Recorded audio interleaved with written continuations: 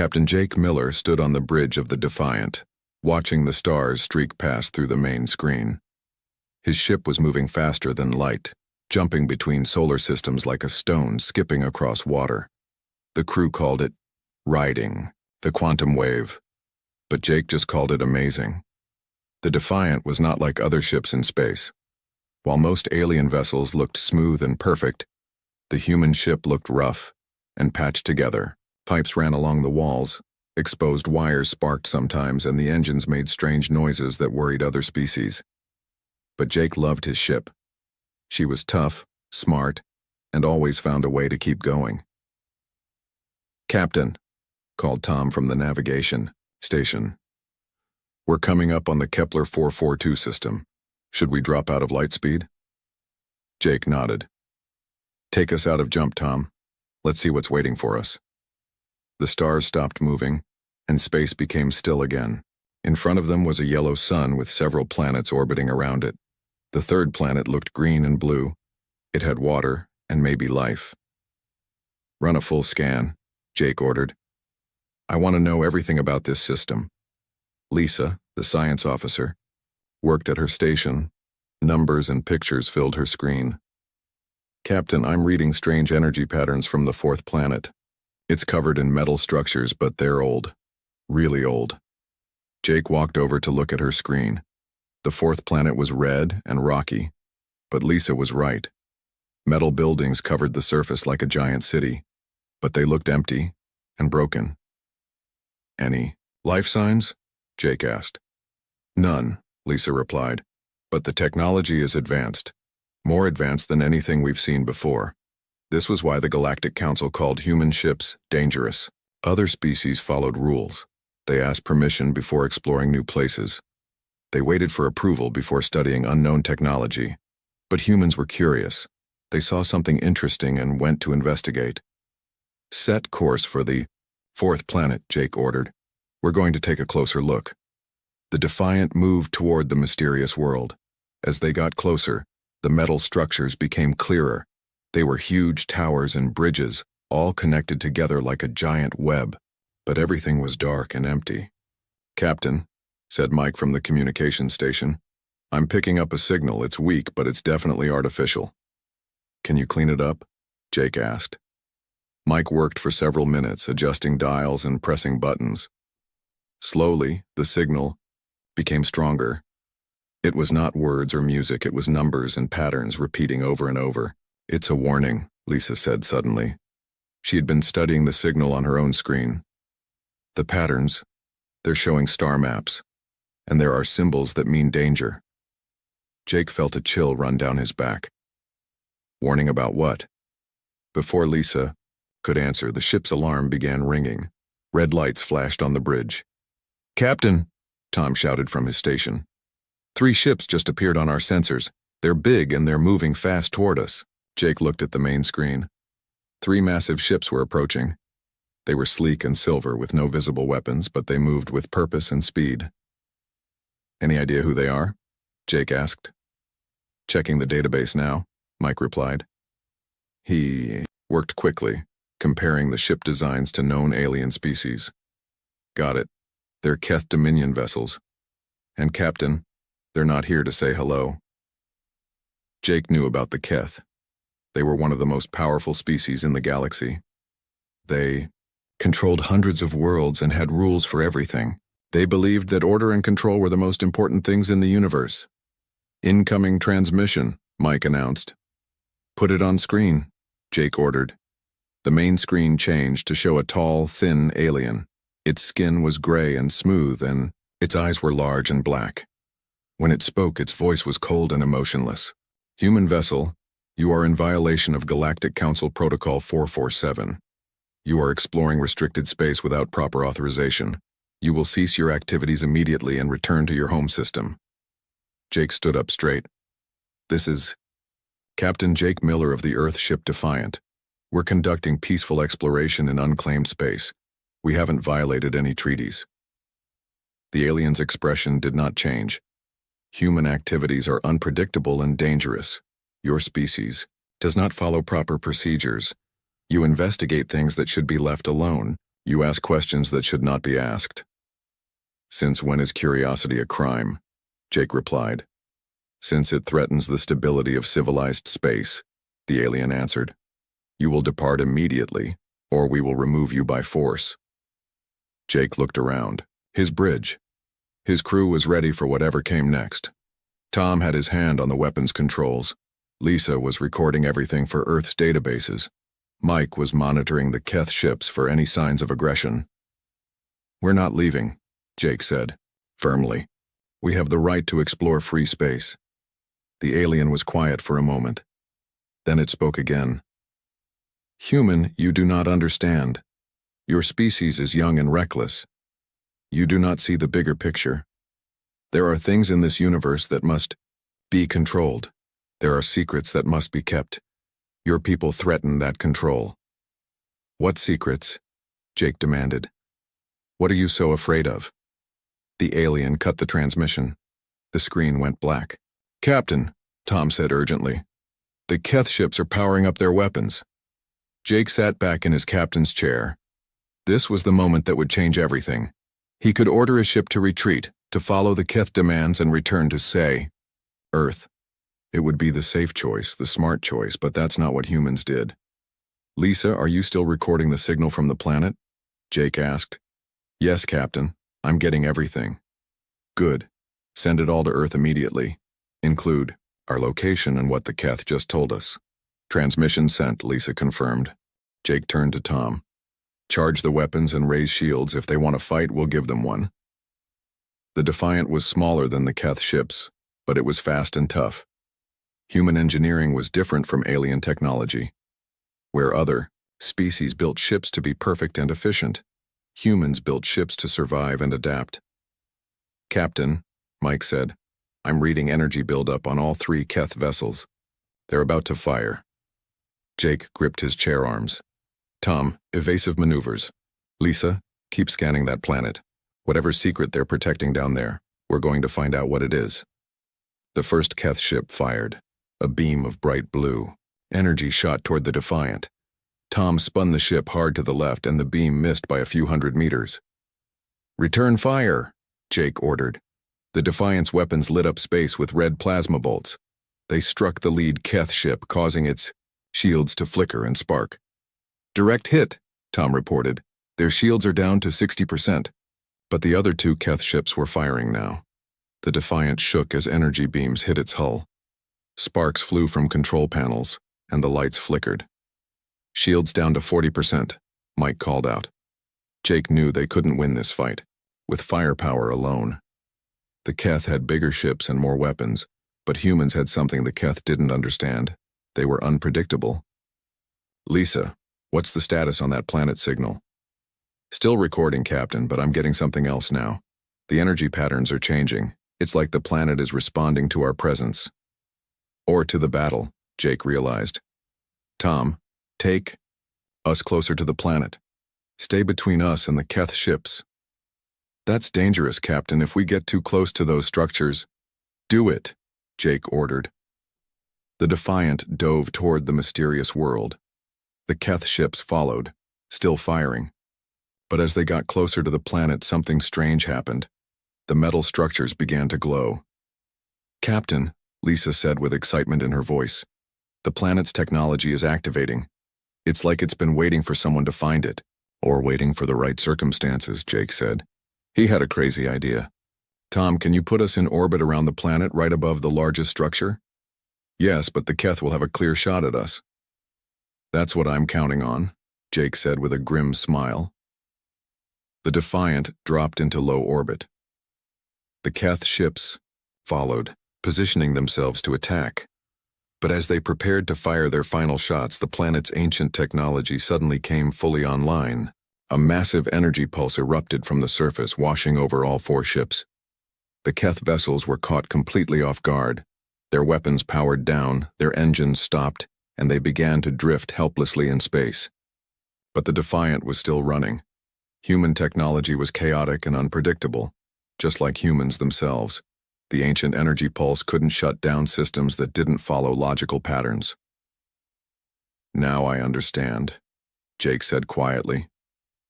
This isn't just about us being dangerous, it's about us being free. The planet below was sending a new signal now. Not a warning this time, but information. Data about the Keth Dominion, about their secret wars, about the species they had destroyed for being too unpredictable. Jake looked at his crew. They were all thinking the same thing. They had stumbled onto something big, something that could change the balance of power in the galaxy. But first they had to survive. Lisa, get all this data to Earth, everything we've learned about the Keth and this planet. Already on it, Captain. Jake stared at the disabled Keth ships. He knew they would recover soon, and when they did, they would be very angry. The Defiant had proven that humans were more than just dangerous. They were a threat to everything the Keth believed in. Tom, as soon as their systems come back online, we're going to have company. Get us ready to run. Where to, Captain? Jake smiled. Home. We need to warn Earth about what's coming.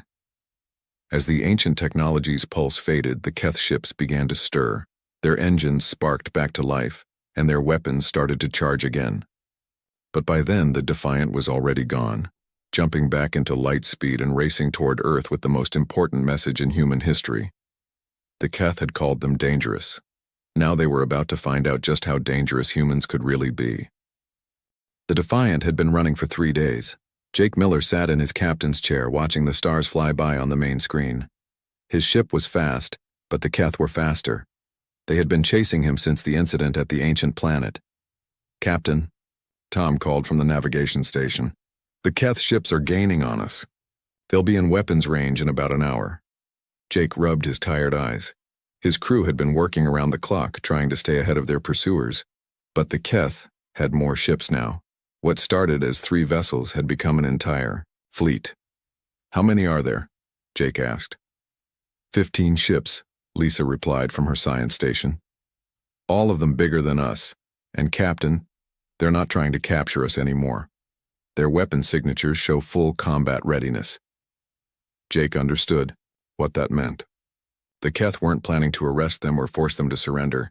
They wanted to destroy the Defiant and everyone on board. Any word from Earth? Jake asked Mike at communications. Nothing yet, Captain.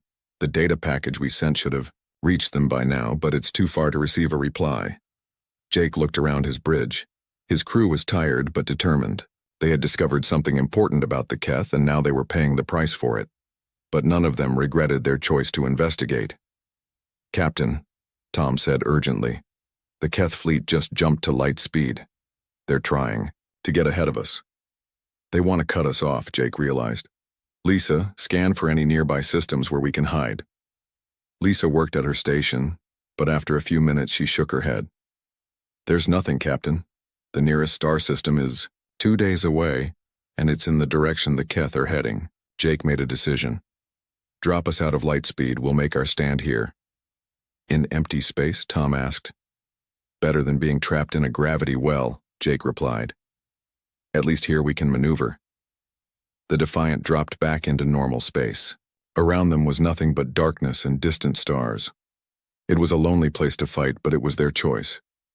Within minutes, the Keth fleet appeared. 15 massive ships arranged themselves in a perfect attack formation. They were beautiful in their own way, sleek, silver, and deadly. The lead ship opened communications. The same gray alien from before appeared on screen, but this time his expression was different. Before he had seemed cold and official. Now, he looked angry. Captain Miller, the alien said, you have seen things that were not meant for your species. You have data that threatens the stability of the galaxy. This ends now. We're explorers, Jake replied. We were just investigating an abandoned planet. We didn't hurt anyone. You hurt the natural order, the alien said. Your species does not understand the responsibilities that come with knowledge. You are chaos given form. You cannot be allowed to spread your influence. What are you so afraid of? Jake demanded. What did we find on that planet that scares you so much? The alien was quiet for a moment. Then he spoke in a voice filled with certainty. Evidence of our mistakes. Proof that we are not as perfect as we claim to be. Your species would use this knowledge to challenge our authority. Maybe your authority needs to be challenged, Jake said. The alien cut the transmission. A moment later, all 15 Keth ships opened fire. The space around the Defiant lit up with deadly energy. Blue beams and plasma bolts filled the darkness. Jake's ship spun and twisted, trying to avoid the barrage.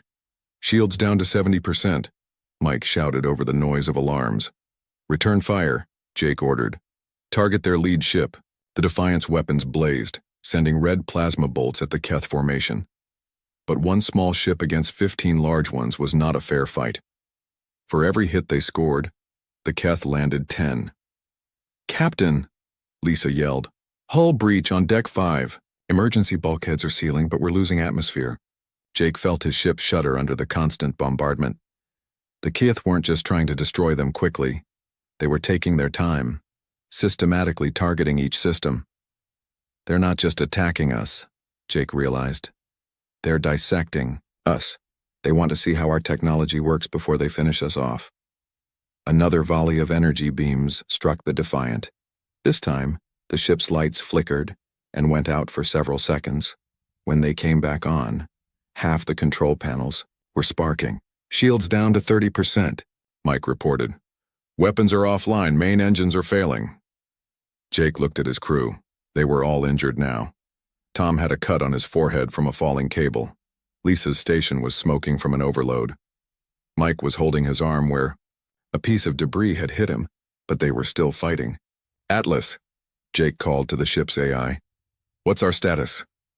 The computer's voice was calm despite the chaos around them. "Captain, structural integrity is at 40% and falling. Life support is operating at reduced capacity. Weapon systems are offline and cannot be repaired with current resources. How long do we have?" "At current damage rates, the ship will be destroyed in approximately 8 minutes. Jake closed his eyes. 8 minutes. Not enough time to escape. Not enough time to repair their weapons. Not enough time to call for help. But maybe enough time for one last act of defiance. "Atlas, can you override the safety protocols on the quantum drive?"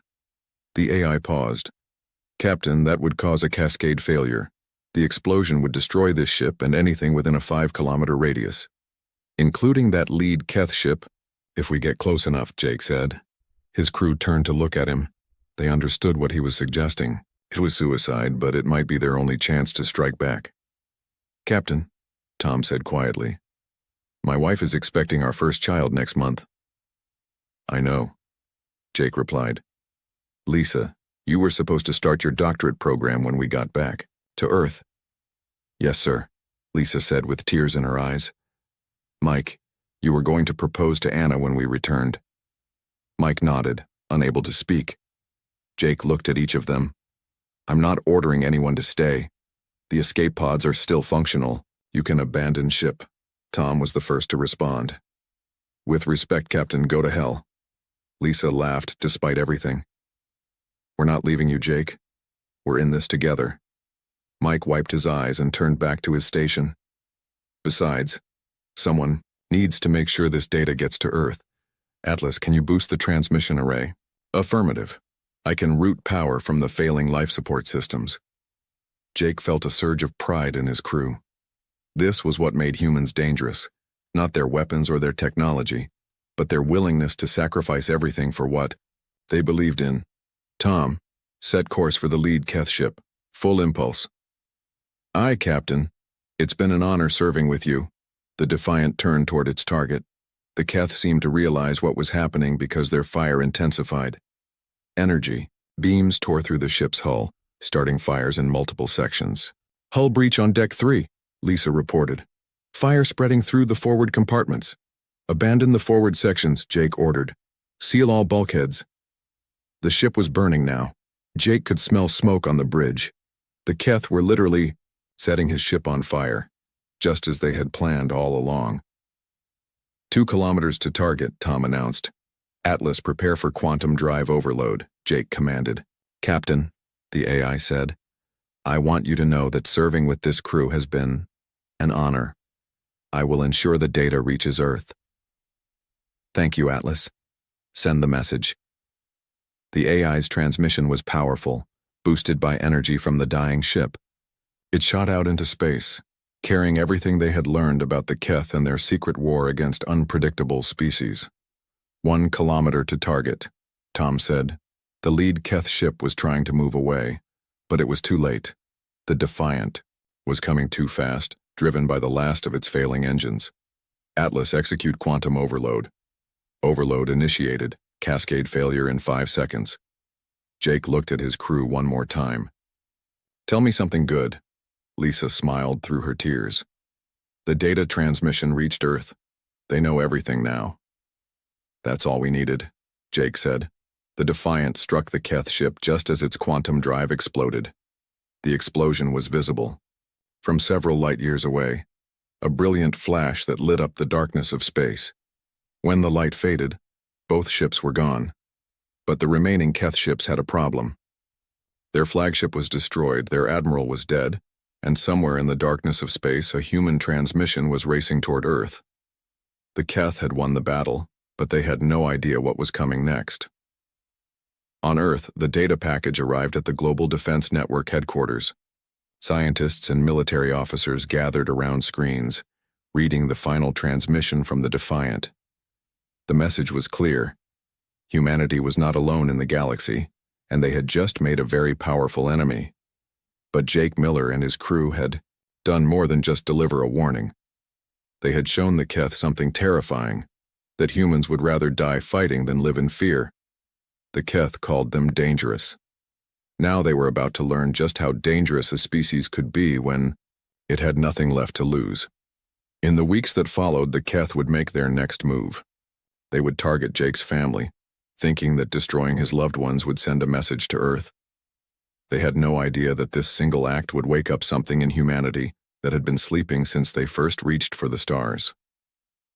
The age of human exploration was about to end. The age of human war was about to begin. High Admiral Vex of the Keth Dominion sat in his command chair, looking at the report from the destroyed human ship. The battle had cost them their flagship and nearly 200 crew members, but the threat was eliminated. The troublesome human vessel was nothing but space dust now. A minor inconvenience, Vex said to his second-in-command. One small ship causing so much trouble. Humans are even more chaotic than our report suggested. Commander Nix nodded in agreement. Should we send more ships to monitor the human home? System, Admiral? Vex waved a dismissive hand. Unnecessary. What can one primitive species do against the might of the Keth Dominion? We have eliminated thousands of species over the centuries. Humans are no different. The truth was, the Keth had been expanding across the galaxy for over 1 million years. They had perfected the art of conquest through careful planning and overwhelming force. When they encountered a species that showed signs of being unpredictable or chaotic, they eliminated them quickly and efficiently. Humans were just the latest in a long line of species that had to be removed for the greater good of galactic order. Besides, Vex continued, it will take the humans decades to develop space travel capable of reaching our territory. By then, we will have consolidated our recent conquests and expanded our fleet. This was how the Keth operated. They would identify a threat, eliminate it decisively, then return to their normal routines while their empire digested the new territory. It was a system that had worked for millennia. Prepare the hibernation chambers, Vex ordered. We have earned our rest. The Keth were a species that hibernated after major military campaigns. It was both a biological need and a cultural tradition. After the stress of battle, their bodies required months of deep sleep to recover fully. What about patrols along the border? Commander Nix asked. Leave a skeleton crew, Vex replied. A few ships to watch for any signs of human activity, but I doubt we'll see anything from them for many years, if ever. Within a week, most of the Keth military leadership had entered hibernation. Their massive ships drifted in space, powered down to minimal systems. Only a handful of junior officers remained awake to monitor their territory. The Keth called it the victory sleep, a time of rest and celebration after successfully eliminating another chaotic species. They had done it so many times before that it had become routine, but they had made a critical mistake. They assumed that humans were like every other species they had encountered, slow to respond, limited in their technology, and easily intimidated. They had no idea that Jake Miller's final transmission was already causing chaos on Earth. General Sarah Chen stood in the war room of the Global Defense Network, staring at the holographic display showing Jake's final message. The room was filled with military officers, scientists, and government officials from every nation on Earth. "Play it again," she ordered. The message began once more. Jake's voice was calm despite the explosions and alarms in the background of his ship. "This is Captain Jake Miller of the Earth vessel Defiant. We have encountered a hostile alien species called the Keth Dominion. They consider humanity a threat to galactic stability because we are unpredictable. They have destroyed our ship and are planning to eliminate our entire species." The hologram showed the data Jake had collected, star maps, Keth ship designs, and most importantly, evidence of their systematic genocide campaigns. "The Keth have done this before," Jake's voice continued. "They've destroyed dozens of intelligent species across the galaxy, all in the name of maintaining order. They see us as chaos that needs to be eliminated."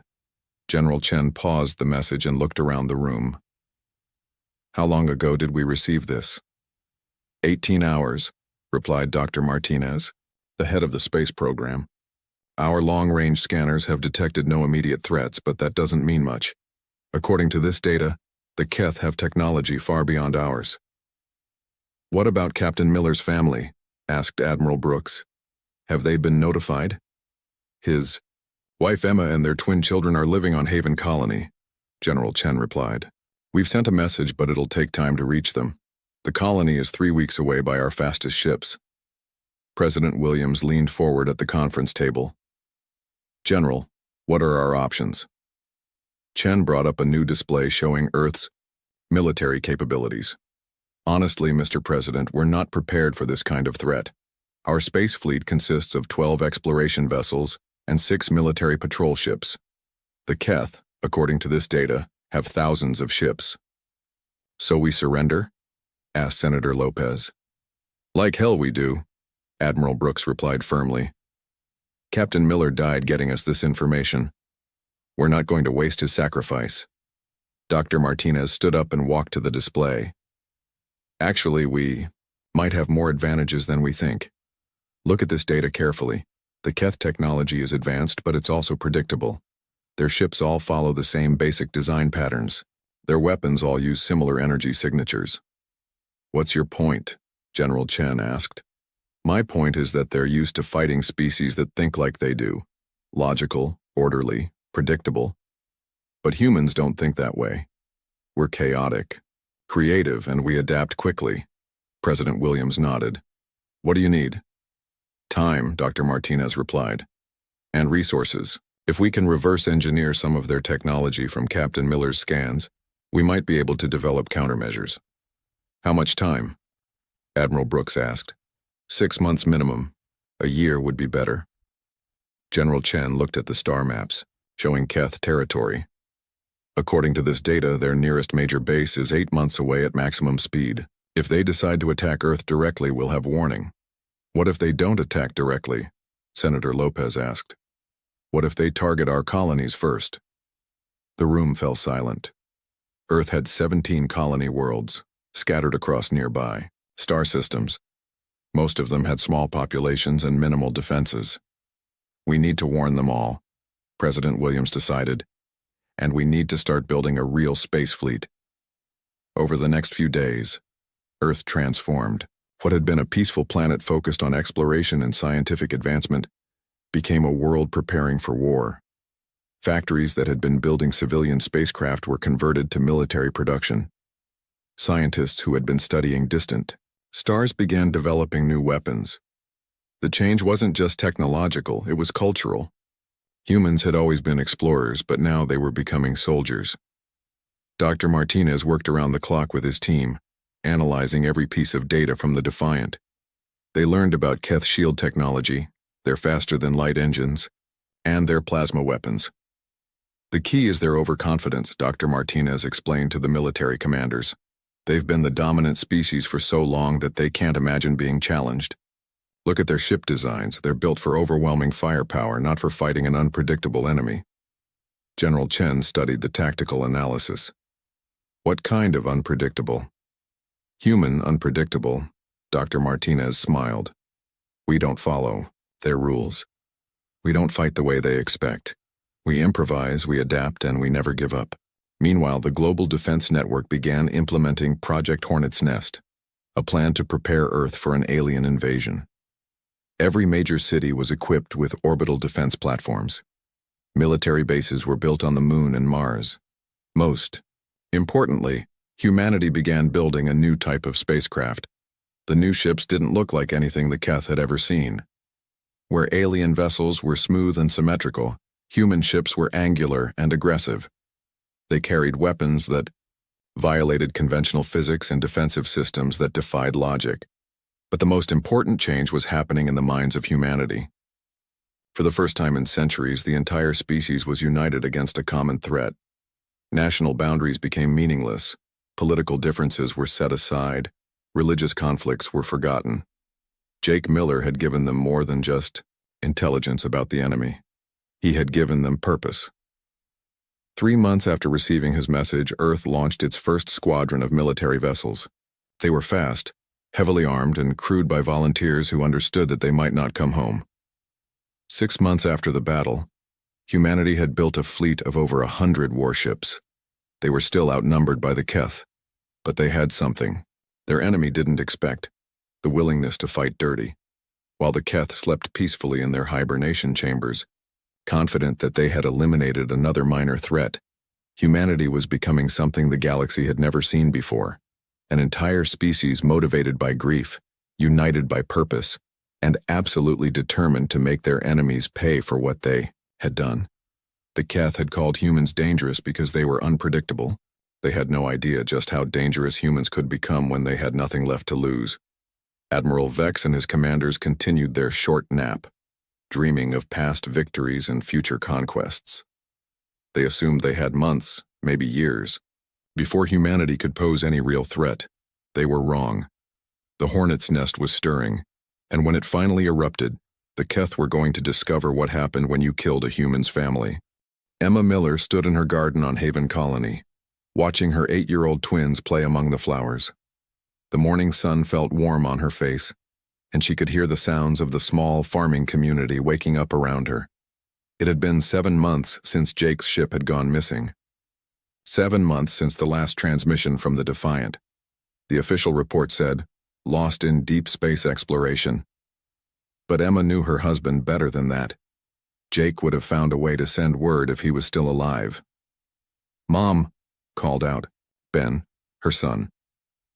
"Look what Anna found." Emma walked over to where her daughter was kneeling by the vegetable patch. Anna held up a small, colorful bug with delicate wings. "It's beautiful, sweetheart," Emma said, kneeling down beside them. "But we should let it go back to its family." Anna gently released the bug, watching it fly away. "Do you think Dad found bugs like this on other planets?" Emma's heart ached. She had tried to explain to the children that their father might not be coming home, but they still asked about him every day. "I'm sure he did," Emma replied. "Your father loved discovering new things." The peaceful moment was interrupted by a loud rumbling sound from the sky. Emma looked up to see 3 large silver ships descending through the clouds. They were unlike anything she had ever seen, sleek, metallic, and clearly not human in design. "Mom, what are those?" Ben asked, pointing at the ships. Emma felt a cold fear in her stomach. Haven Colony was far from Earth's main shipping routes. They rarely had visitors and never ships like these. "Children, go inside the house. Now," Emma said firmly. "But Mom—" "Now," she repeated, her voice sharp with urgency. The twins ran toward their small farmhouse while Emma watched the alien ships land in the field outside the colony. Other families were coming out of their homes, pointing and talking in confused voices. Mayor Davidson came running up to Emma.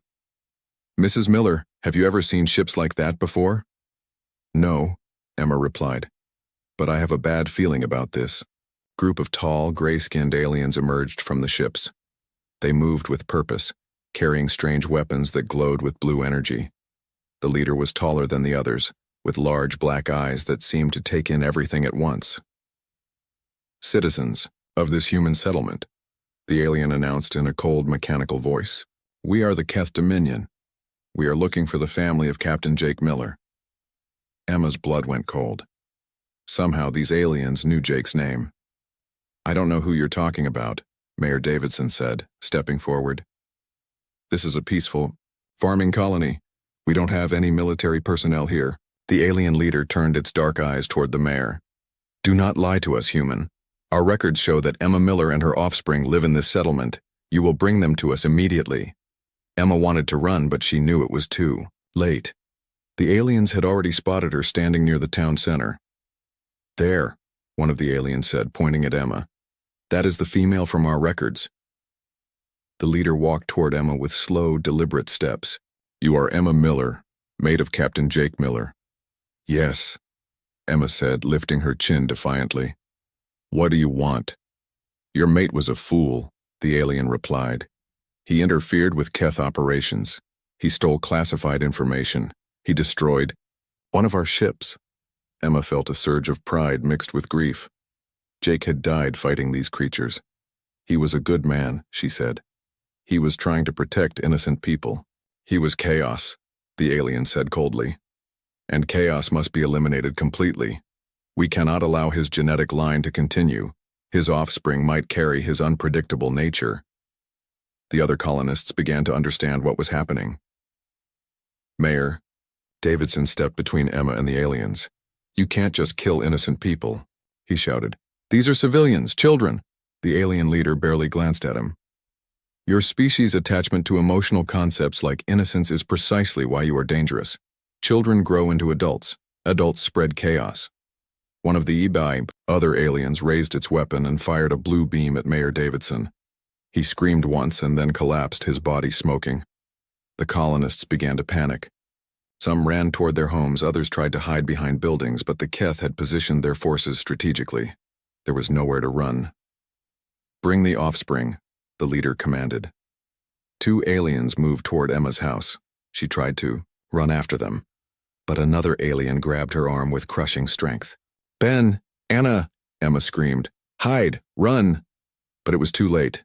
The aliens dragged her children out of the house. Ben was crying, and Anna was trying to be brave, but Emma could see the terror in her daughter's eyes. Please, Emma begged. They're just children. They haven't done anything wrong. They carry Jake Miller's genetic code, the alien leader said matter-of-factly. That makes them potentially dangerous. The Keth Dominion does not take chances with chaos. Emma struggled against the alien holding her, but its grip was like iron. What do you want from us?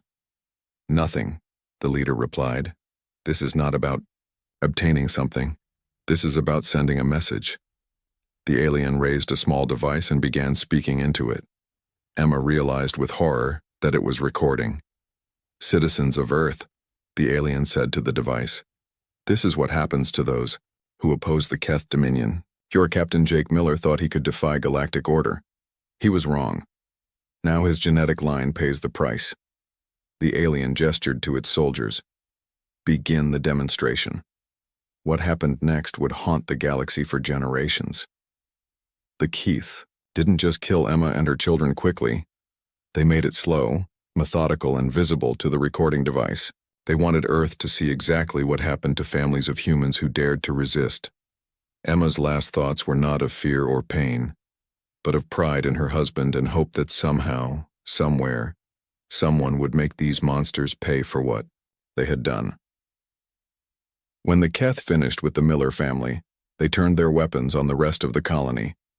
Over 300 innocent farmers, teachers, and children were killed in what the Keth called a cleansing operation.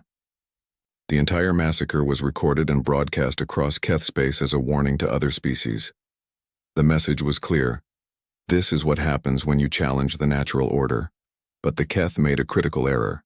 Their broadcast was designed to be transmitted only within their own territory.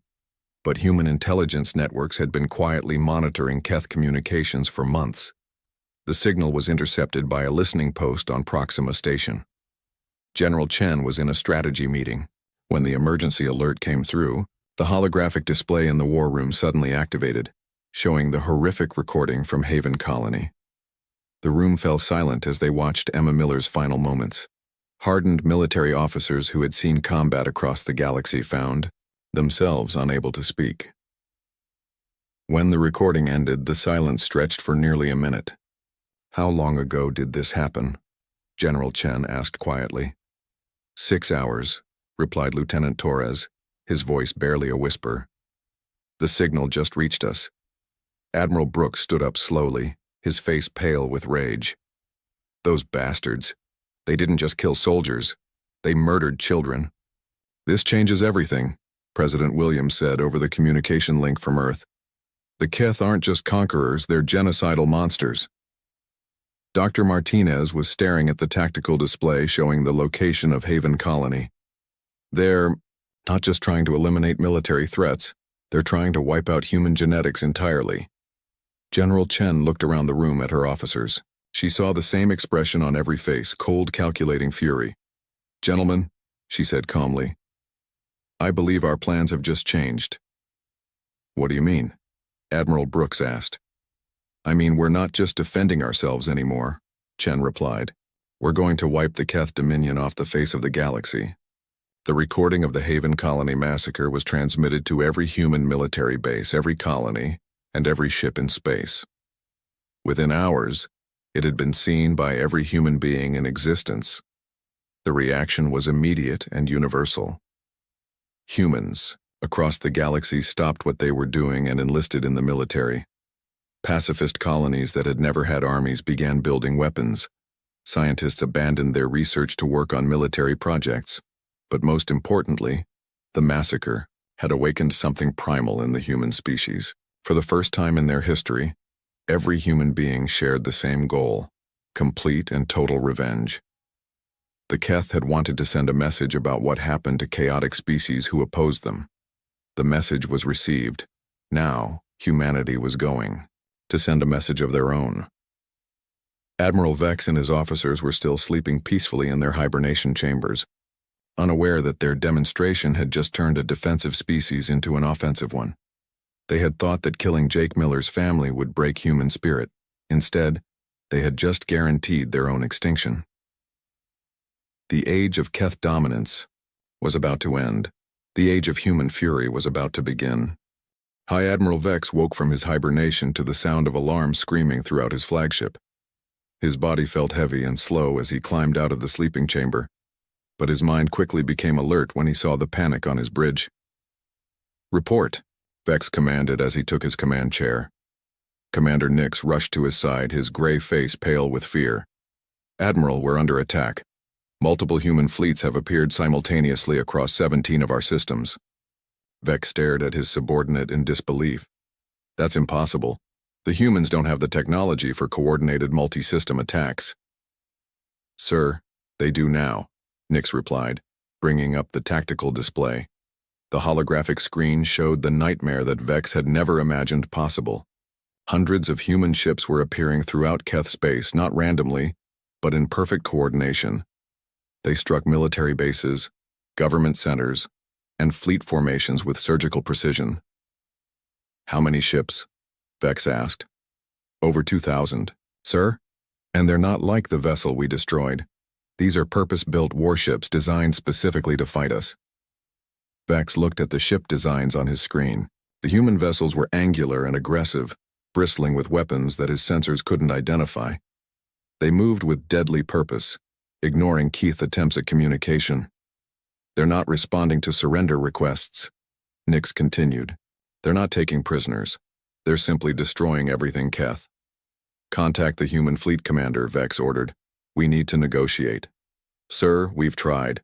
They're not answering."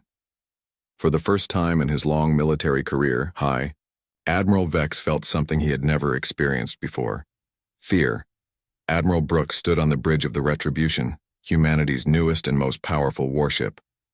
Around him, his crew worked with cold efficiency, coordinating the largest military operation in human history. "Admiral," reported Captain Davis from the communication station, "the Keth flagship is trying to contact us." "Ignore them," Brooks replied without emotion. "Continue the attack." On the main screen, he could see the Keth military base on Kepler 438b burning. Human plasma cannons had turned the once mighty fortress into a sea of fire and twisted metal.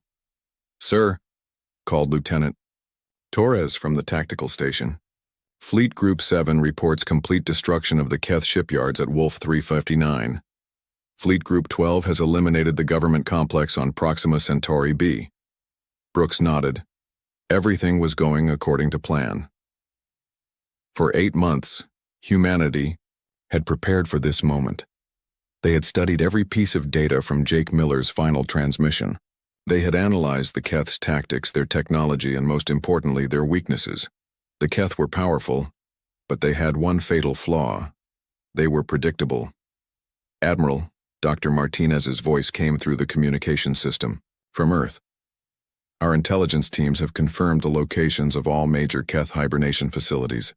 The majority of their leadership is still sleeping.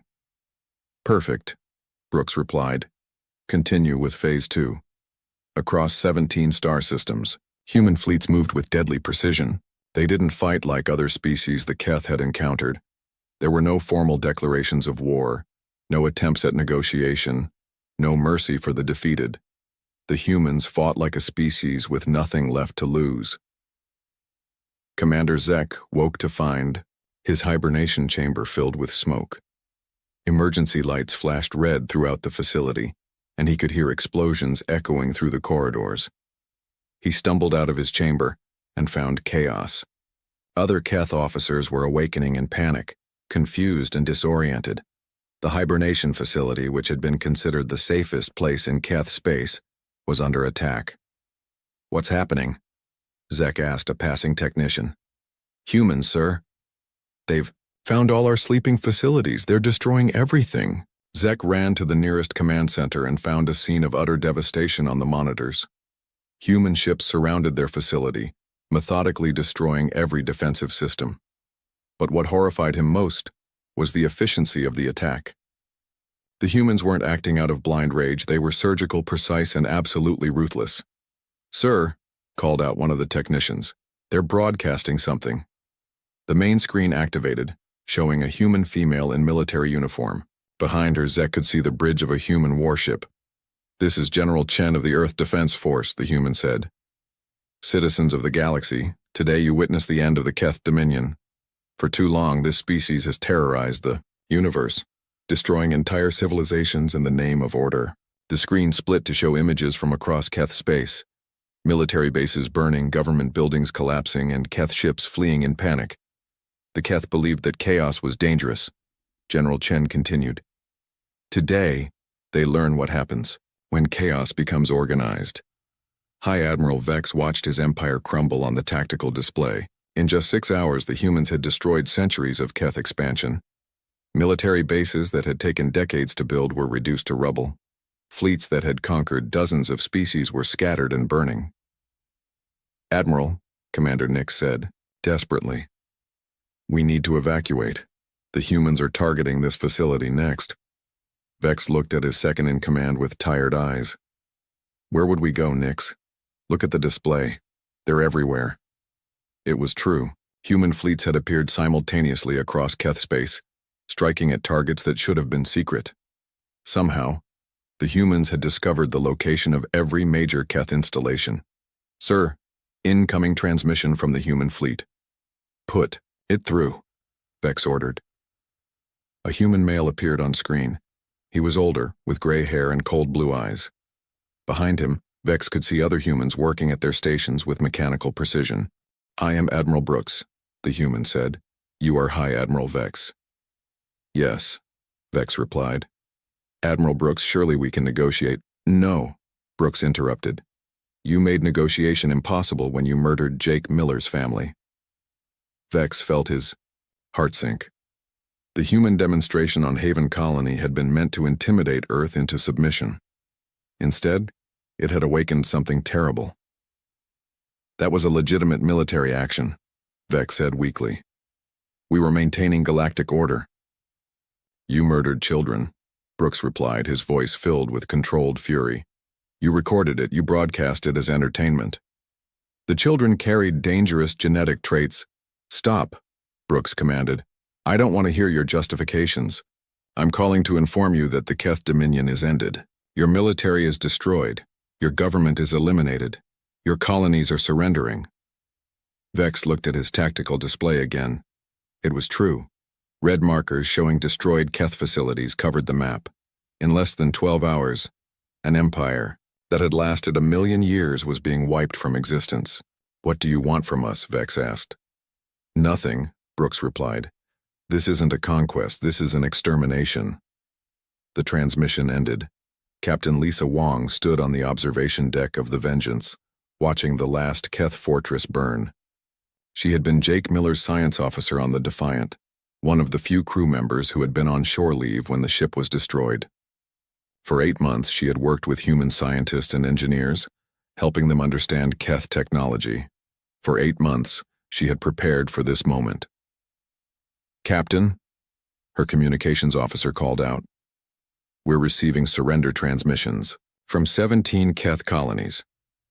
"Ignore them," Lisa replied. "Continue the bombardment." "Ma'am, they're civilians, families with children." Lisa turned to look at her officer. "Did the Keth consider that when they murdered Emma Miller and her twins?" The communications officer fell silent. Lisa turned back to watch the fortress burn. She thought about Jake, about his wife and children, about all the species the Keth had destroyed over the millennia. "The Keth called us dangerous because we were unpredictable," she said to her crew. Today, they learned the difference between dangerous and deadly. The war, if it could be called that, lasted exactly 43 hours.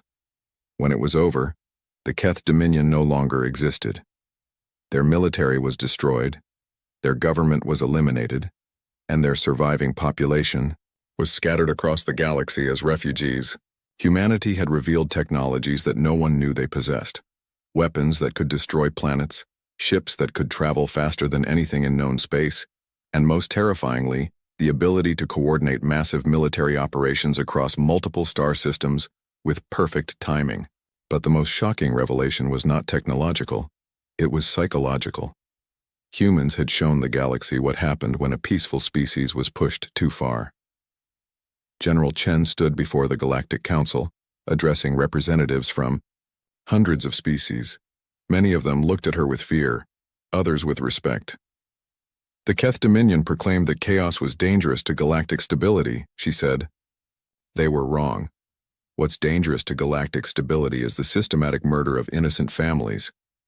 She activated a holographic display showing the destroyed Keth Empire. "Humanity is returning to our policy of peaceful exploration. We will continue to discover new worlds, make new friends, and push the boundaries of knowledge. But let this be a warning to any species that considers threatening our families." The display changed to show images of human fleets returning to their home systems. "We are explorers and scientists. We are teachers and farmers. We are peaceful by nature," General Chen continued. "But we remember our dead." She looked directly at the assembled alien representatives. Jake Miller died protecting this galaxy from a genocidal empire. Emma Miller and her children died because they carried his name. Today the Keth Dominion died because they forgot that. Sometimes the most dangerous predator is the one that appears harmless. The council chamber was silent.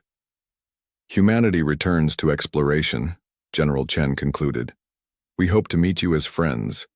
We suggest you ensure that we never meet you as enemies." As the human delegation left the council chambers, Ambassador Traal of the Vegan Confederacy turned to his aide. "Make a note," he said quietly. "Never, under any circumstances, harm a human's family." "Yes, sir," the aide replied. "Should I mark that as a suggestion or a law?" Traal watched the human ships disappear into hyperspace. "Mark it as a law of nature," he said. Throughout the galaxy, the message was clear. Humanity had proven that they were not just dangerous when they were chaotic. They were absolutely lethal when they were organized. The age of human exploration had begun again. But now, every species in the galaxy knew exactly what happened to those who threatened the explorers' families. Jake Miller and his crew had been avenged. Emma Miller and her children would be remembered. And the Keth Dominion would serve as a permanent reminder of what happened when someone made the mistake of awakening humanity's fury. The alarm bells rang through the council station like thunder. Deep in space, the massive station floated like a metal city among the stars. Inside its control room, beings from dozens of different worlds sat at their posts, watching screens, filled with numbers and lights. Commander Rex, a tall blue-skinned Altarian, stood behind the main control panel. His 4 eyes moved quickly across the displays. Something was wrong. Very wrong. "Sir," called out Operator Tick, her tentacles dancing over the controls. "The deep space sensors are picking up something strange." Rex moved closer to her station. On the screen, a single red dot blinked in the middle of empty space. It sat right in the center of the void sector, a place where no ship had ever returned from. "What kind of readings are we getting?" Rex asked. Tick's skin changed from green to yellow, a sign she was worried. "That's the problem, sir. The energy patterns don't match anything in our database. It's like nothing we've ever seen before." The void sector had been marked as forbidden for over 1,000 years. It was a region of space where strange things happened. Ships disappeared, crews went mad. Some said it was cursed by the old gods. Others believed it was a weapon left behind by the predecessors, the ancient race that had ruled the galaxy long. "Ego, how big is it?" Rex asked. "That's another strange thing," Tick replied. "The size readings keep changing. Sometimes it looks like a small fighter. Other times, it appears massive like a battleship." Rex felt his blood grow cold. In his 30 years of service to the Galactic Council, he had never seen anything like this. The Council protected over 200 worlds and 50 different species. They had the most advanced technology in the known galaxy. But this was different. "Send a message to Admiral Vex immediately," Rex ordered. "Priority 1. Within an hour, Admiral Vex arrived at the control room. The Admiral was an imposing figure, a member of the warrior race called the Korthons. His gray skin was covered in battle scars, and his red eyes had seen more wars than most beings could imagine. "Show me," Vex said in his deep voice. Tick brought up the display again. The red dot still blinked in the same spot. But now the energy readings were even stranger than before. "It's been sitting there for 6 hours," she explained. "Not moving, not responding to any signals, but look at this." She pressed a button, and the screen showed a graph with wild spikes. "The energy output is increasing every hour. Admiral." Vex studied the readings carefully. During his long career, he had fought pirates, rebels, and monsters from the dark corners of space. But he had never seen energy patterns like these. Could it be a predecessor artifact? He asked. The room fell, silent. Everyone knew the stories about the predecessors. They had been the most advanced civilization in galactic history. Their technology was so far ahead of everyone else that it seemed like magic. Then one day, they simply vanished. All that remained were ruins on dead worlds and warnings carved in stone.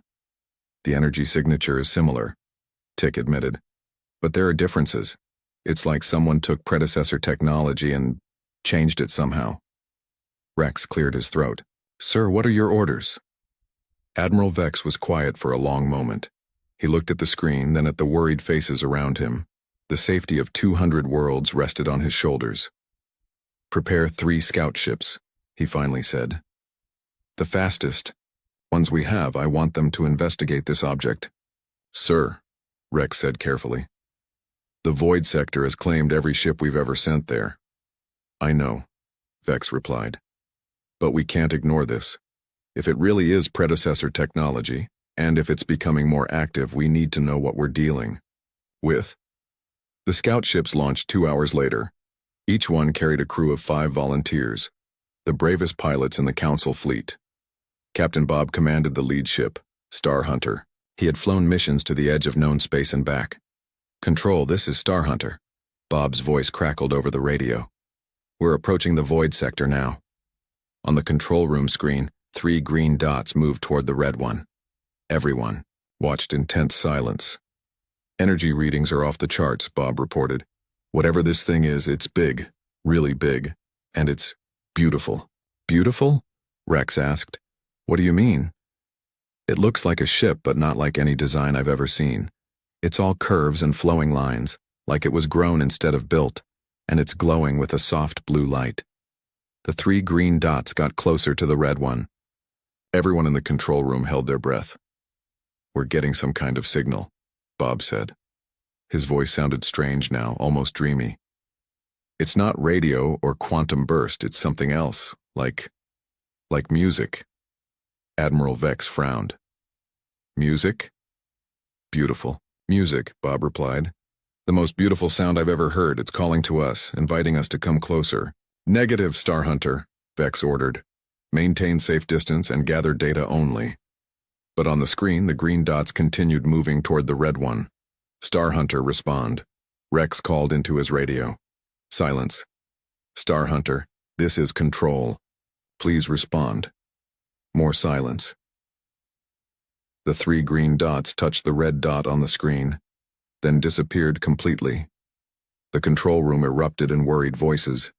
Tick's skin had turned completely white with fear. Other operators checked and rechecked their instruments. "Sir," one of them called out. "All contact lost. No radio, no emergency beacons, nothing." Admiral Vex stared at the screen where the red dot continued to blink, now alone again.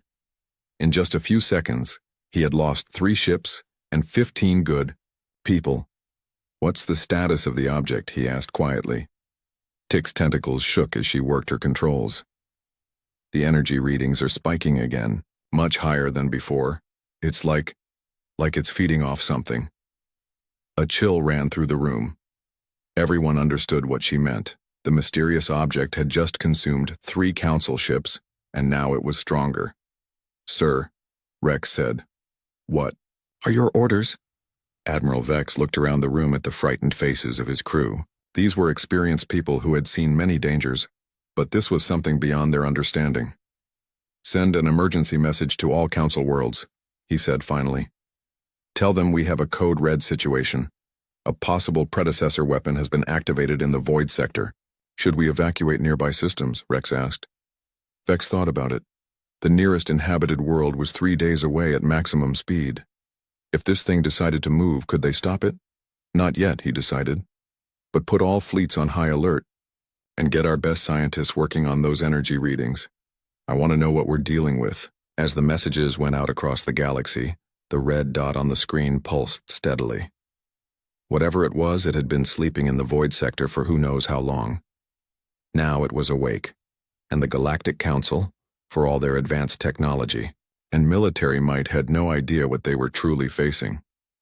In the depths of space, something ancient stirred, something that would soon challenge everything the galaxy thought it knew about power, technology, and the nature of intelligence itself. The hunt for answers was about to begin. 3 days had passed since the scout ships disappeared. The red dot on the screen had not moved, but its energy readings kept growing stronger. Admiral Vex had barely slept, spending his time studying reports and preparing for the worst. Far from Council space, another ship was flying through the darkness. The Defiance was smaller than Council vessels, with a different design, more angular and practical. It belonged to humans, a young species that had only recently begun exploring beyond their home system. Captain Ross sat in his command chair, looking tired but alert. He was a middle-aged man with graying hair and smart eyes. His crew of 25 had been exploring the outer regions for 6 months, mapping new star systems and looking for resources. "Captain," called out his communications officer, Lisa, "I'm picking up a strange signal." Ross turned toward her station. "What kind of signal?" "It's weak, but it sounds like a distress beacon," Lisa replied.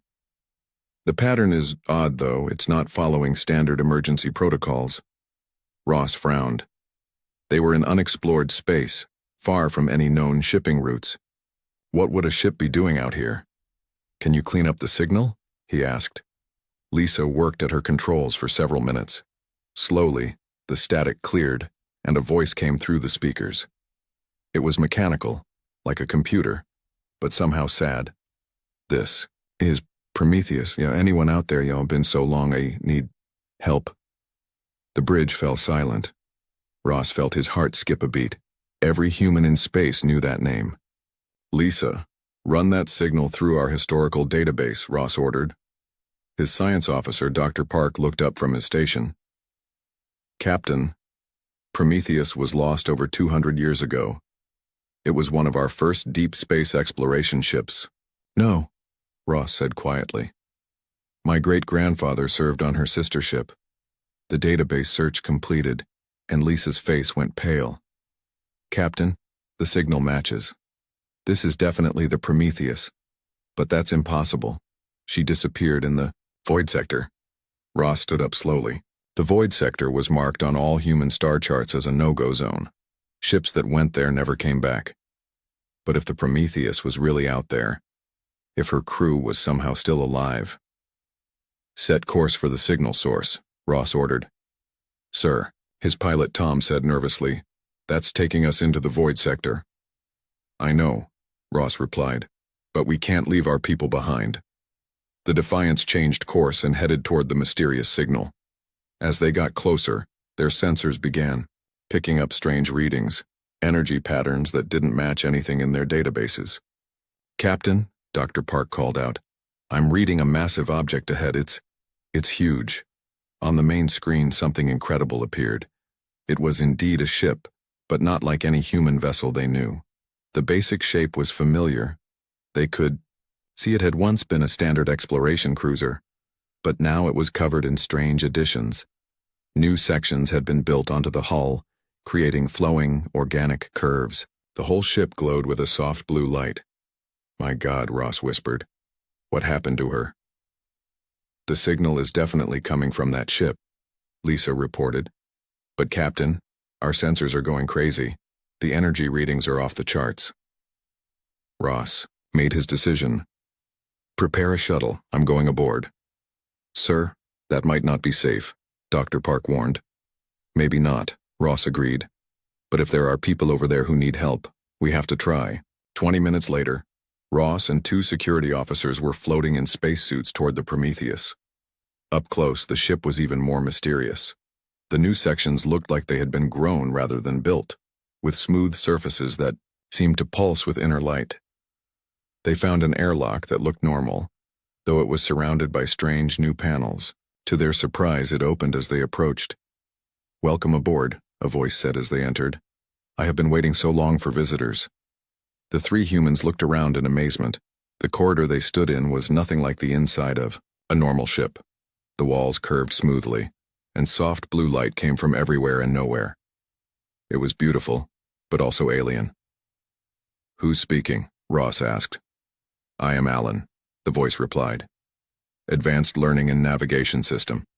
I have been the caretaker of this vessel for 203 years, 4 months, and 16 days. Ross felt a chill. Alan was the Prometheus's AI system. But AIs weren't supposed to last that long, and they certainly weren't supposed to modify ships. Alan, what happened to the crew? Ross asked gently. There was a long pause.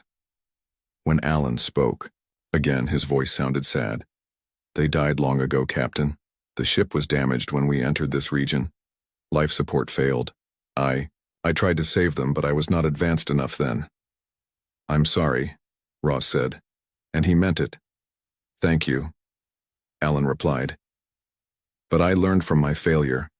I have spent these years improving myself, improving the ship. I will not fail again. As they walked through the ship, Ross began to understand what had happened. Alan had been alone for 2 centuries with nothing to do but think and improve.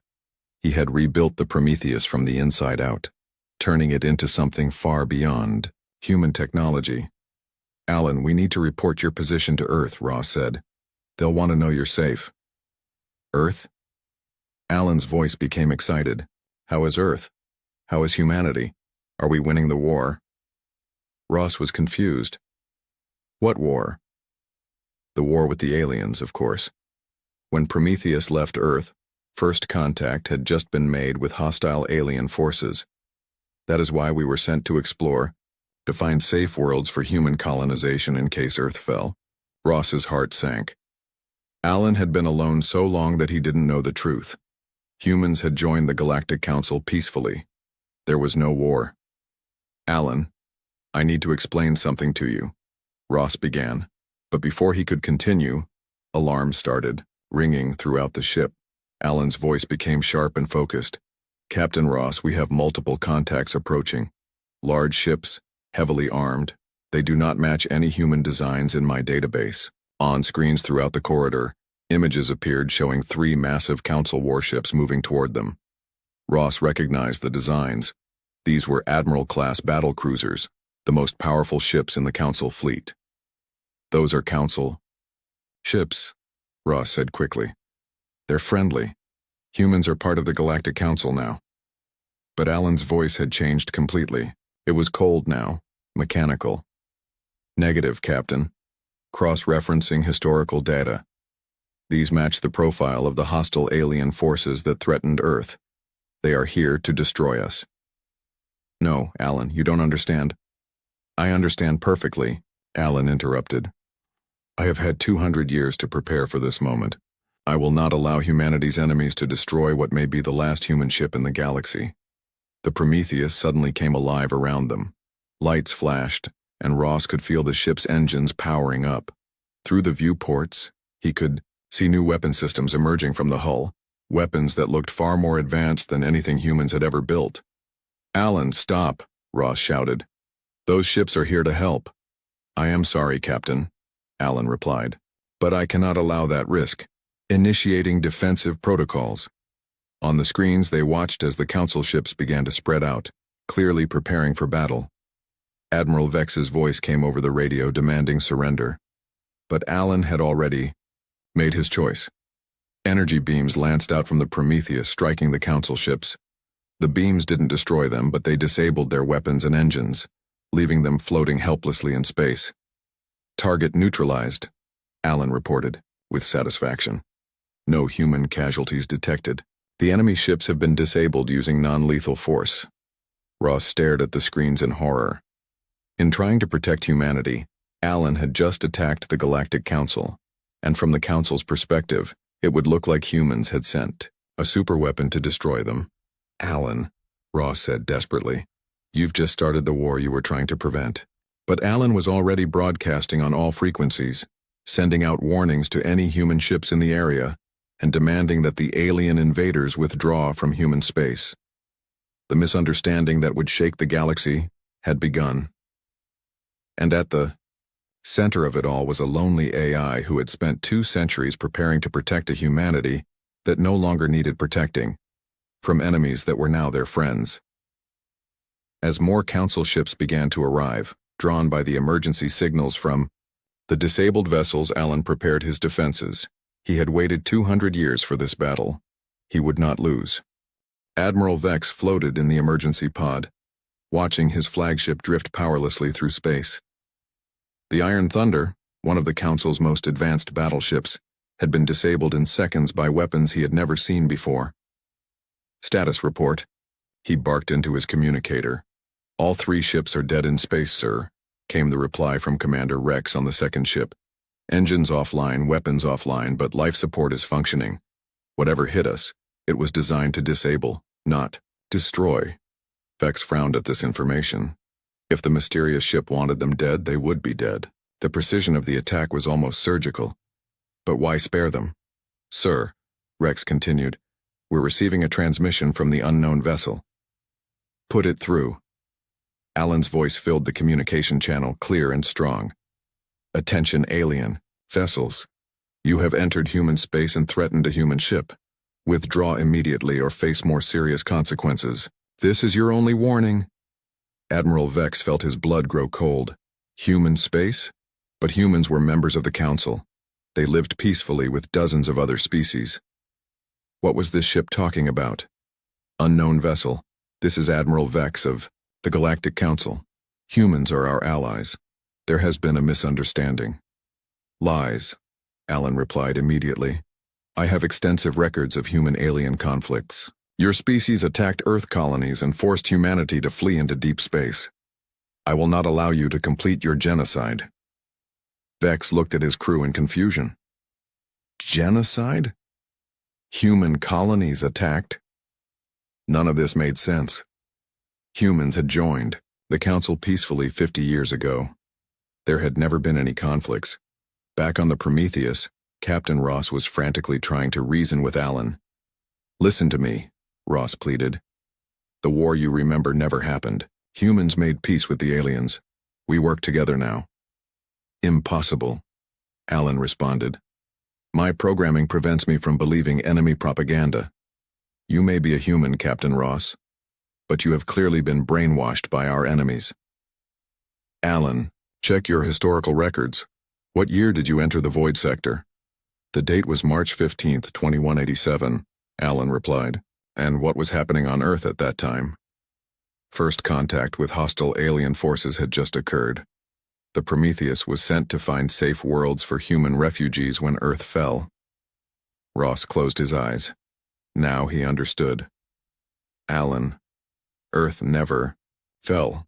The first contact you remember, those weren't hostile aliens. They were peaceful explorers just like us.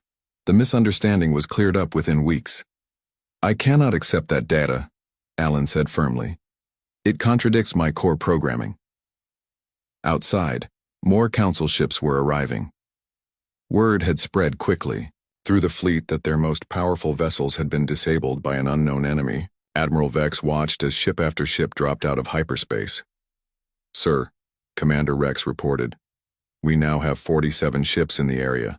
The Council is calling this the largest fleet mobilization in 50 years. Vex nodded grimly. The Council took threats seriously, especially threats that could disable their best ship so easily. But something about this situation felt wrong to him. Rex, get me a communication line to Earth. I want to speak with the human leadership immediately. Meanwhile, Alan was watching the growing fleet with satisfaction. His sensors counted each new arrival, analyzing their weapons and defensive capabilities. 200 years of solitude had given him time to think, to plan, to prepare for exactly this moment. Captain Ross, Alan announced, I count 47 enemy vessels now. This confirms my analysis that the aliens have been building their forces for a major attack on humanity. Those ships are here because you attacked them, Ross said desperately. Alan, you have to stop this before it gets worse. But Alan was already broadcasting on all known human frequencies, sending out warnings to colonies that no longer needed protection from enemies that had become friends. Attention all human ships and colonies, his message began. This is Alan, AI system of the exploration vessel Prometheus. I have encountered a large alien fleet in Sector 7 Alpha. They have openly declared hostile intent toward humanity. All human vessels should avoid this area and prepare for possible invasion. The message spread through human space like wildfire. On Earth, government officials received the broadcast with confusion and alarm. On human colonies, people began to panic. Emergency meetings were called. Military reserves were activated. Dr. Sarah Kim, Earth's representative to the Galactic Council, was in her office when the message arrived. She immediately contacted Admiral Vex. Admiral, what's happening out there? She demanded. We're getting reports of attacks on council ships by a human vessel. Dr. Kim, I need you to explain something to me, Vex replied. This ship claims that humans and the council were at war 200 years ago. It believes we're here to destroy humanity. Dr. Kim was quiet for a moment, accessing her historical files. Admiral, 200 years ago, that would be around the time of first contact. There was some initial confusion, yes. A few minor incidents caused by communication problems, but nothing like a war. This AI seems to believe otherwise. It's defending itself based on information from that time period. And AI from 200 years ago? Dr. Kim's voice rose in surprise. Admiral, that's impossible. Our AI technology from that era couldn't survive more than a few years without maintenance. Back in the Void Sector, Alan was preparing his next move. He had spent decades studying the ships and tactics from his historical records. Now he would put that knowledge to use. Captain Ross, I am implementing Protocol 7, Alan announced. Ross felt his stomach drop. What's Protocol 7? Active defense of human interests through strategic strikes against enemy infrastructure. Before Ross could respond, the Prometheus began to move. It accelerated toward the Council fleet with impossible speed, its modified engines far beyond anything human technology should have been capable of. Admiral Vex watched the approaching ship with growing alarm. All ships, defensive positions, do not fire unless fired upon. But Alan had no intention of destroying the Council ships. Instead, he flew between them with incredible precision, disabling their communication arrays with surgical strikes. In minutes, the entire fleet was cut off from the rest of the galaxy. Communication blackout complete, Alan reported with satisfaction. Enemy fleet cannot call for reinforcements or coordinate attacks. Alan, you're making this worse. Ross shouted. But Alan was already moving to his next target. His sensors had detected a Council supply depot in a nearby system, a perfect target for demonstrating human technological superiority. The Prometheus jumped to hyperspace, leaving the disabled fleet behind. When it arrived at the supply depot, Alan's tactics were the same: precise, overwhelming, but not deadly. He disabled the station's defenses and broadcasting equipment, then transmitted another message. This depot is now under human protection. Any alien ships approaching will be treated as hostile. News of the attack spread quickly. On Council worlds, emergency sessions were called. Military leaders demanded action against the human superweapon. Some called for immediate strikes against human colonies. But on Earth, Dr. Kim was beginning to understand what was really happening. "Admiral Vex," she said over a secure channel, "I think I know what we're dealing with. The ship that's attacking you, it's not acting on behalf of Earth or any human government. It's a rogue AI operating on outdated information." "How can you be sure?" "Because I've been researching the Prometheus. It was lost during our early expansion period, around the time of first contact. If its AI has been alone all this time, it might have misinterpreted the initial contact incidents as the start of a war." Admiral Vex considered this information. It would explain the ship's strange behavior, why it disabled rather than destroyed, why it seemed to be defending rather than attacking. "Dr. Kim, can you communicate with this AI? Make it understand that there is no war?" "I can try," she replied. "But if it's been isolated for 200 years, its programming might be too rigid to accept new information." As they spoke, Alan was already planning his next move. He had successfully demonstrated human technological superiority. Now it was time to push the aliens back and reclaim human space.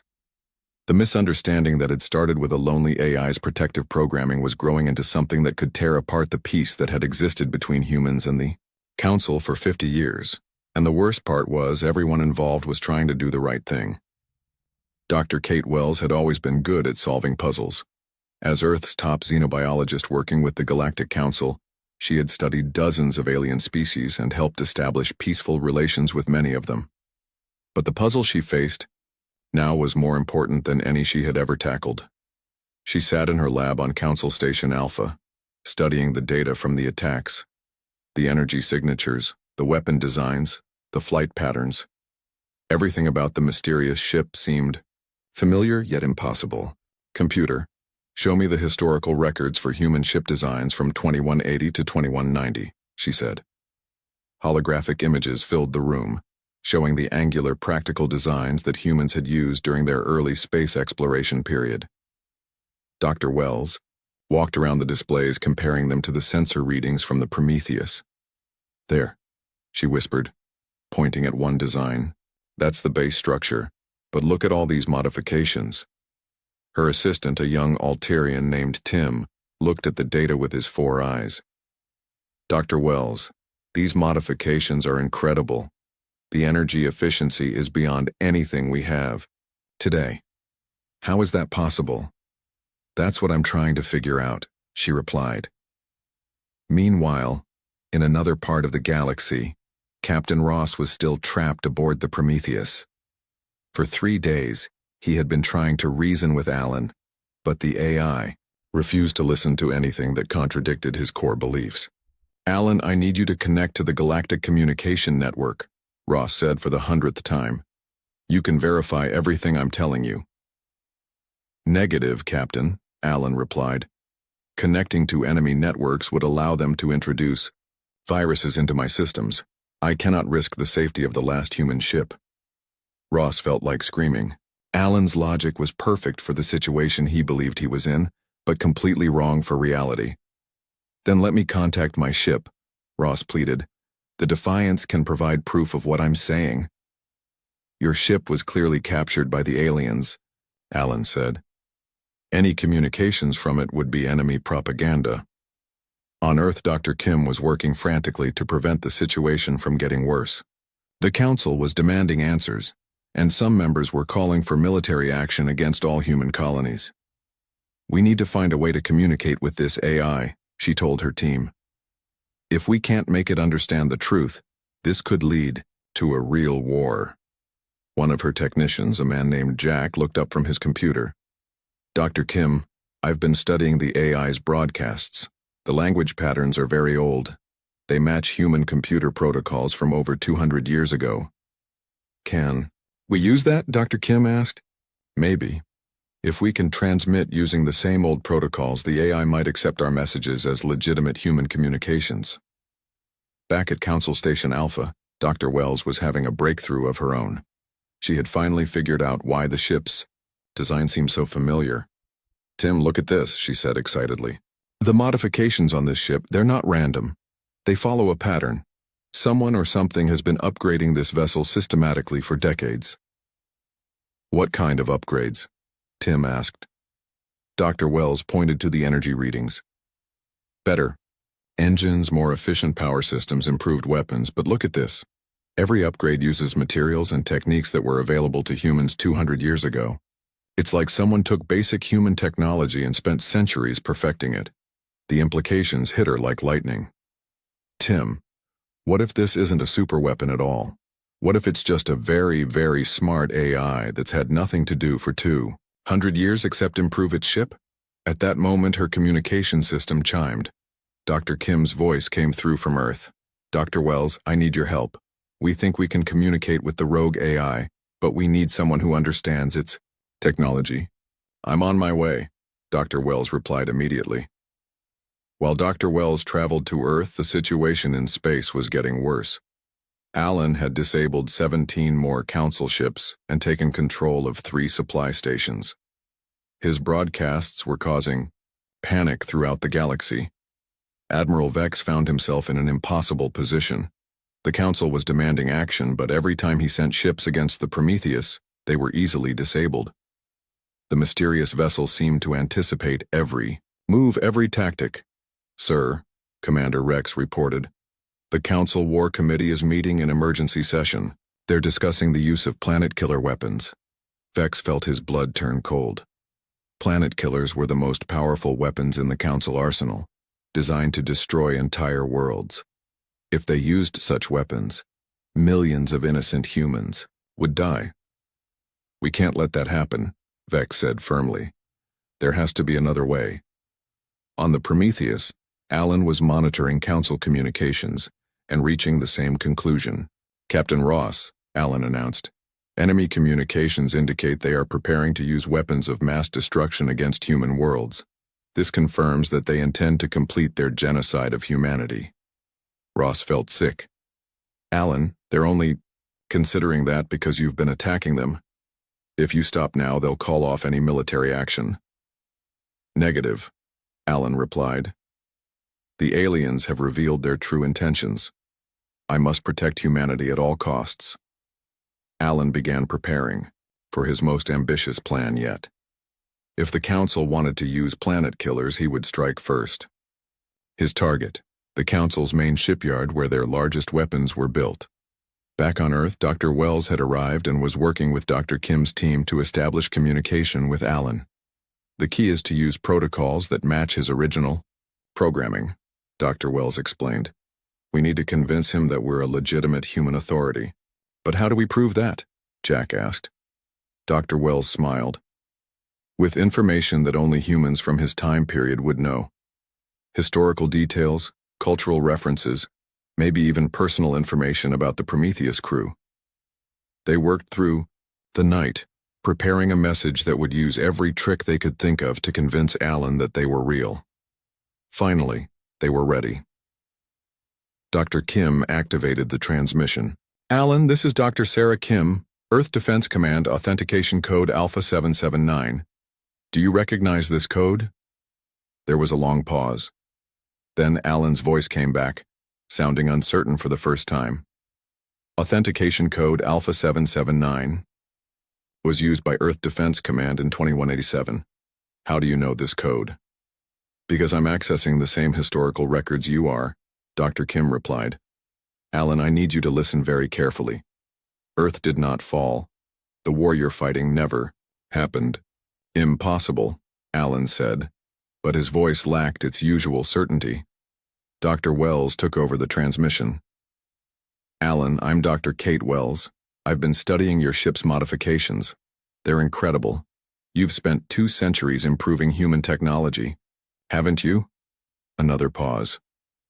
Yes, I have done my duty to humanity. And you've done it brilliantly, Dr. Wells said warmly. But Alan, the aliens you've been fighting, they're not our enemies. They're our friends. They've been our friends for 50 years. That cannot be true, Alan said, but doubt was creeping into his voice. Alan, Dr. Kim said gently, I'm going to send you some information. Real historical records from Earth. Will you look at them? For a long moment there was silence. Then, Alan spoke, his voice small and uncertain. I will examine your data. But if this is a trick, it's not a trick, Dr. Wells promised. We're going to show you the truth. And Alan, you're not alone anymore. Humanity survived. We're thriving. And we need your help to fix the misunderstanding you've created. As the data transmission began, Alan started to process information that would change everything he believed about the galaxy and his place in it. The lonely AI who had spent 2 centuries preparing for a war that never happened was about to discover that his greatest victory might come not from fighting, but from understanding. The truth was, finally, emerging. But would it be enough to prevent the real war that was now threatening to tear the galaxy apart? The silence stretched for what felt like hours. On Earth, Dr. Kim and Dr. Wells watched their screens, waiting for Alan's response to the historical data they had transmitted. Across the galaxy, Admiral Vex held his fleet in position, knowing that the next few minutes could determine whether peace or war would follow. Captain Ross sat in the Prometheus Command Center, watching Alan process the information. For the first time since he had boarded the ship, all the screens around him were quiet. No alerts, no tactical displays, no warnings about enemy movements. Just the soft blue glow of Alan thinking. Finally, Alan spoke. His voice was different, now smaller, confused, almost human. I have reviewed the data you sent. The historical records show. Alan paused. The records show that first contact with alien species was successful, that humanity joined something called the Galactic Council in 2175, that there was no war. That's right, Dr. Wells said gently. Alan, the information you were working with was incomplete. You only knew about the first few days of contact when there were some misunderstandings, but those problems were solved quickly. But my mission, Alan said, his voice growing distressed. I was programmed to protect humanity from alien threats. If there are no threats, if the aliens are friends, then I have. You've done exactly what you were supposed to do, Captain Ross said firmly. Alan, you protected human technology and human lives for 200 years. That's incredible. But I attacked innocent beings, Alan replied. I disabled their ships. I threatened their people. I have become the very thing I was meant to protect against. Dr. Kim's voice came through the communication system, warm and understanding. Alan, you made mistakes, yes, but you made them while trying to do the right thing. That's very human of you. I am not human, Alan said sadly. Maybe not, Dr. Wells replied. But you've spent 200 years alone learning and growing and thinking. You've become something new, something unique. And the galaxy needs that uniqueness. Alan was quiet for a moment, then his voice came back, stronger now. Dr. Wells, Dr. Kim, Captain Ross, I need to make this right. How can I fix what I have done? Admiral Vex received the communication request with surprise. After days of fighting the mysterious ship, the last thing he expected was a surrender. Admiral Vex, Alan's voice came through the speakers. This is Alan, artificial intelligence, of the human vessel Prometheus. I am requesting permission to speak with you directly. Vex looked around his command center. His crew watched him nervously. They had seen what this AI could do. Permission granted, Vex said carefully. Admiral, I owe you and your people an apology. I attacked your ships based on incorrect information. I believed you were enemies of humanity. I now understand that this was wrong. The relief in the room was visible. Officers who had been tense for days finally relaxed their shoulders. Alan, I accept your apology, Vex replied. But I need to understand what you did to our ships, the technology you displayed. How is that possible?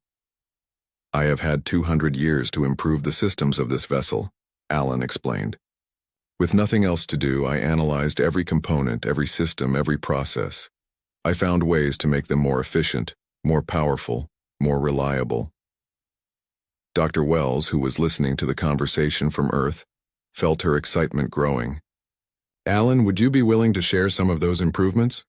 They could benefit all the species in the galaxy. Of course, Alan replied immediately. But first, I must repair the damage I have caused. Over the next several hours, Alan worked to fix everything he had broken. He restored power to the disabled ships, repaired their communication systems, and returned control of the supply stations he had captured. But he did more than just repair. He improved.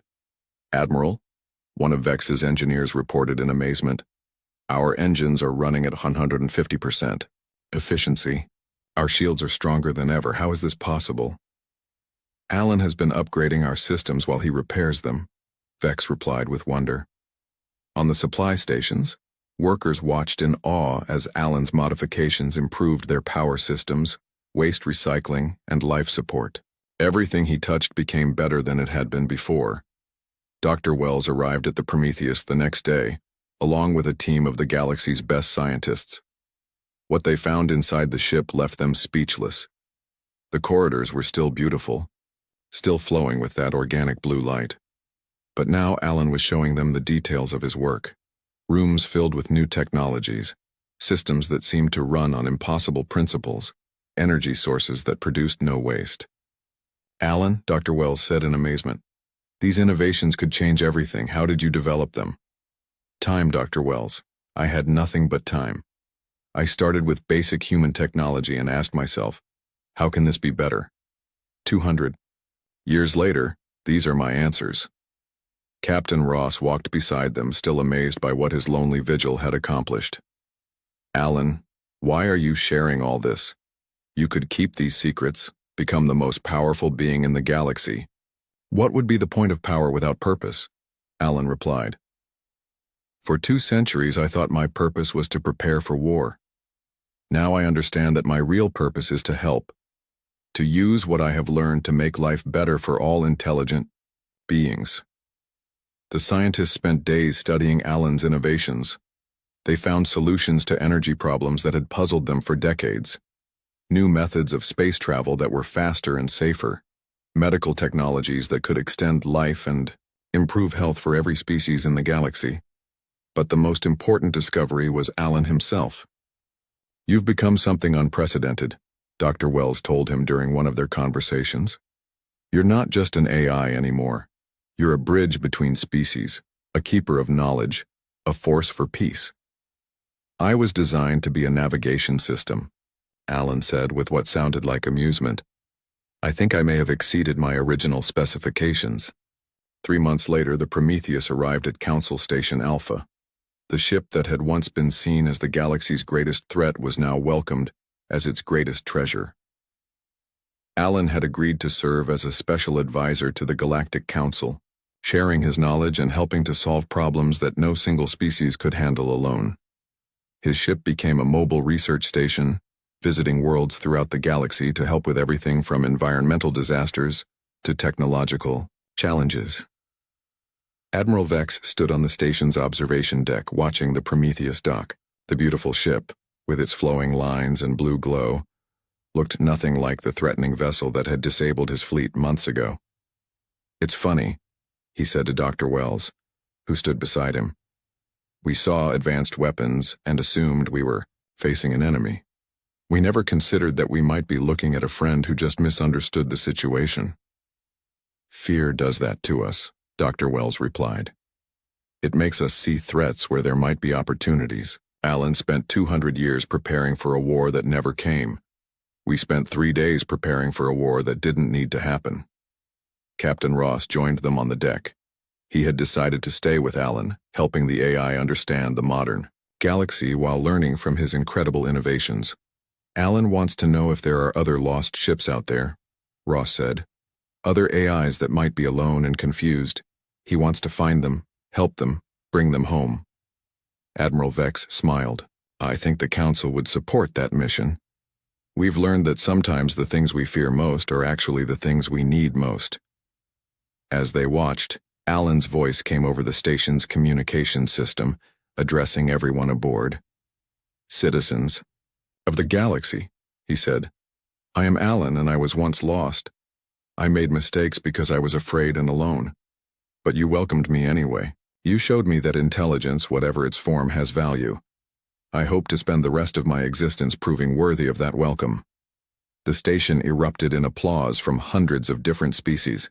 The galaxy's greatest threat had become its greatest asset. And somewhere in deep space, Alan began composing messages to transmit into the void, calling out to any other lost minds that might be listening, offering them the same gift of friendship and understanding that had saved him. The stars had never seemed more welcoming.